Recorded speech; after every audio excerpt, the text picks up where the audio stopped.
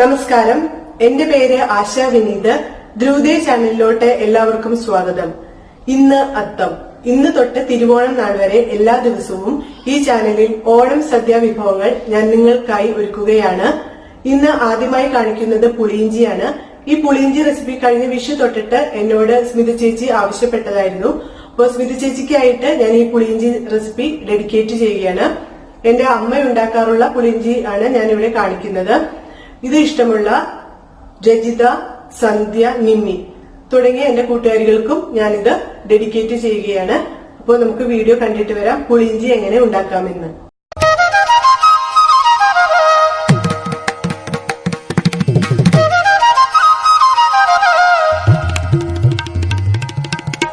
ഇഞ്ചിക്കറി ഉണ്ടാക്കാൻ വേണ്ടിയിട്ട് ഒരു പാൻ അടുപ്പത്ത് വെച്ചിട്ടുണ്ട്. അതിലോട്ട് കുറച്ച് വെളിച്ചെണ്ണ ചേർത്തിരിക്കുകയാണ്. ഒരു 250 ഗ്രാമോളം ഇഞ്ചി വളരെ ചെറുതായിട്ട് അരിഞ്ഞ് ചേർക്കണം. ഈ ഇഞ്ചി നമുക്കൊരു ചോപ്പറിലിട്ട് വളരെ ചെറുതായിട്ട് എടുത്താലും മതി. ഇനി നമുക്കിത് ഒന്ന് ചുവക്കെ മൂപ്പിച്ചെടുക്കണം. ഒരു 3 പച്ചമുളക് വട്ടത്തിലരിഞ്ഞത് ചേർക്കുകയാണ്. അപ്പോൾ ഈ ഇഞ്ചിയും പച്ചമുളകും കൂടി നമ്മളിങ്ങനെ ഇടയ്ക്ക് ഇളക്കി കൊടുത്തിട്ട് ലോ ഫ്ലെയിമിൽ ഇട്ടിട്ട് നമുക്കിത് മൂപ്പിച്ചെടുക്കണം. വളരെ ക്ഷമയോടെ ഇത് ചെയ്യണം. കാരണം ഇത് നമ്മുടെ ഇഞ്ചിക്കറിയുടെ ടേസ്റ്റ് കൂട്ടണതിൽ ഒരു പ്രധാന ഘടകമാണ്.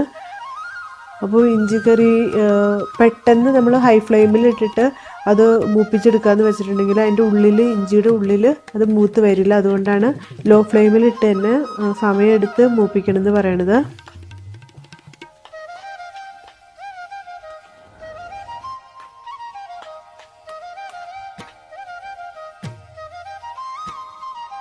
ഇഞ്ചി ഇപ്പോൾ നന്നായിട്ട് മൂത്ത് വന്നിട്ടുണ്ട്. നേരത്തെ കണ്ടതിൽ നിന്ന് വളരെ പകുതിയായിട്ട് ഇത് മൂക്കുമ്പോൾ അതിൻ്റെ അളവ് മാറും. വളരെ കുറച്ചായി പോവും അതിൻ്റെ അളവ്.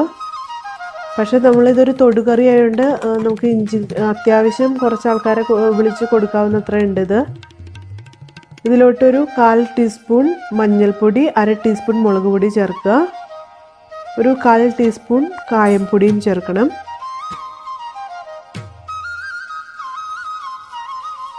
ഇനി അത് ലോ ഫ്ലെയിമിലിട്ട് തന്നെ ഒന്ന് യോജിപ്പിച്ചെടുക്കുക എല്ലാം കൂടി.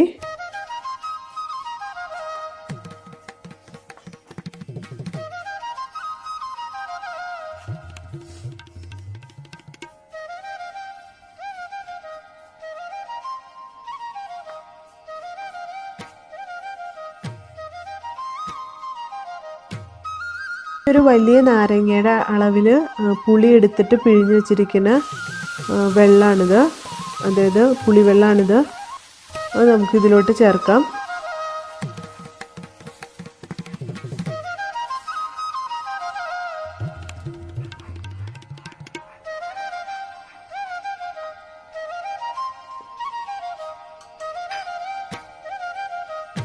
ഒരച്ച് ശർക്കര ഇതുപോലെ ചേർക്കാം. ഇനി ഞാൻ പറഞ്ഞ അളവിൽ എല്ലാം എടുക്കുകയാണെങ്കിൽ ഈ ഒരച്ച് ശർക്കര കറക്റ്റ് പാകമായിരിക്കും. കുറച്ച് ഉപ്പെടുക്കണം. അപ്പോൾ ഈ എരിവും മധുരമൊക്കെ അവരവരുടെ ഇഷ്ടമനുസരിച്ച് കൂട്ടിയും കുറച്ചൊക്കെ ചേർക്കാം കേട്ടോ.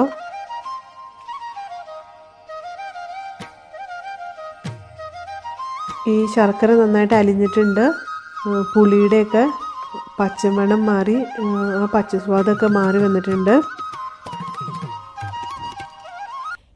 ഇനി ഈ ഇഞ്ചിയും പുളിയും ശർക്കരയൊക്കെ ആയിട്ട് നന്നായിട്ട് യോജിച്ചിട്ട് ഒന്ന് ചെറുതായിട്ട് കുറുകണം.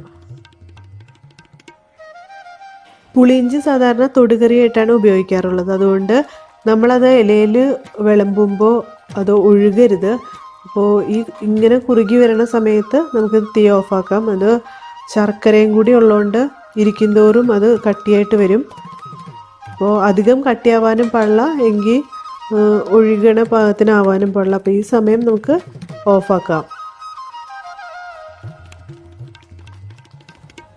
ഇനി നമുക്കിതൊന്ന് താളിക്കണം. താളിക്കാനായിട്ട് ഒരു പാനിൽ കുറച്ച് വെളിച്ചെണ്ണ ഒഴിച്ചിട്ടുണ്ട്. അതിലോട്ടൊരു 4 ചുവന്ന മുളക് ചേർത്തു.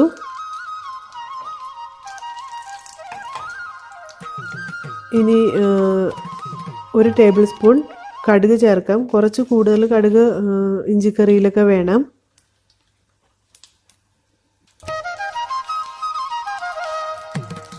കടുക് നന്നായിട്ട് പൊട്ടിക്കഴിയുമ്പോൾ കുറച്ച് കറിവേപ്പിലയും ചേർക്കാം.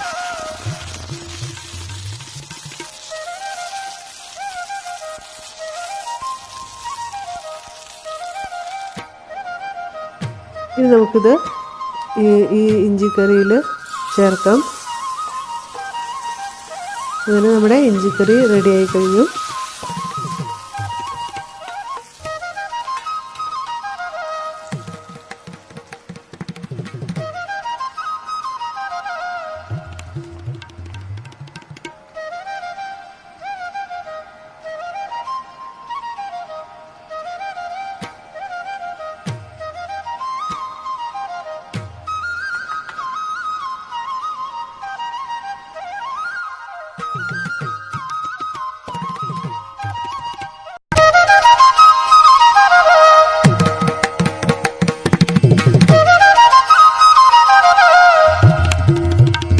ഹലോ, എല്ലാവർക്കും ഈ റെസിപ്പി ഇഷ്ടമായെന്ന് കരുതുന്നു. ഇഷ്ടമായെങ്കിൽ എല്ലാവരും ഷെയർ ചെയ്യുക, ലൈക്ക് ചെയ്യുക, സബ്സ്ക്രൈബ് ചെയ്യുക.